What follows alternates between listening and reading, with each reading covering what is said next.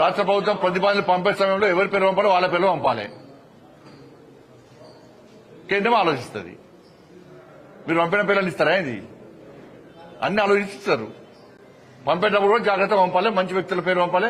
వీళ్ళు మంచి వ్యక్తులు కాదంటలే, నేను పద్మశ్రీ అవార్డు వచ్చేటువంటి స్థాయి వ్యక్తులను పంపాలి. పంపిస్తారు. ఎట్టిస్తామన్నా? ఎట్టిస్తాం? గద్దరికి ఎట్టిస్తాం చెప్పండి అని భావాజాలం ఏంది? ఎంతమంది భారతీయ జనతా పార్టీ కార్యకర్తలను మర్డర్ చేసిన వ్యక్తులు ఆయన ఎట్టిస్తాం? మేము పక్కా అయ్యాం. మా కార్యకర్తలను చంపితే మా కార్యకర్తలను చంపిన కార్యకర్తలను పాటలు పాడిన వ్యక్తి గద్దర్. అనేక మంది పోలీసులను ఎన్కౌంటర్ చేసిన విషయంలో గద్దర్. ఎట్లిస్తాం? మీరు వంశం ఇస్తామేంటి అవార్డ్స్? భయపడే ప్రసక్తి లేదు, వెనుకపోయే ప్రసక్తి లేదు.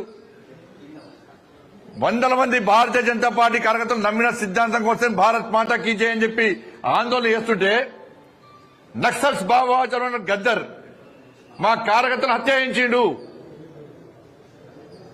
ఎన్ఐఏ వచ్చి ఎంక్వైరీ చేసింది గద్దర్ గారి మీద. అనేక మంది పోలీసులను ఎన్కౌంటర్ పేరుతో మర్డర్ చేసిండు. అటువంటి వ్యక్తిని ఏ విధంగా పంపుతారు ఇవాళ? ఇది ఈ రాష్ట్రము మరి పోయినసారి వచ్చినప్పుడు కూడా తెలంగాణకు అప్పుడు ఏమన్నారు మరి? అప్పుడు ఈ రాష్ట్రము ఆ రాష్ట్రము, ఈ ప్రాంతము ఆ ప్రాంతం అని చెప్పి ఎటువంటి ఆలోచన ఉండదు. ఈ రాష్ట్రానికి ఇవ్వాలి, ఈ రాష్ట్రానికి ఇద్దని ఎక్కడ ఉండదు. ఇవన్నీ మళ్ళీ తెలంగాణ సెంటిమెంట్ ను మీరు రగిలిసిన తెలంగాణ ప్రజలు అన్ని తెలుసు.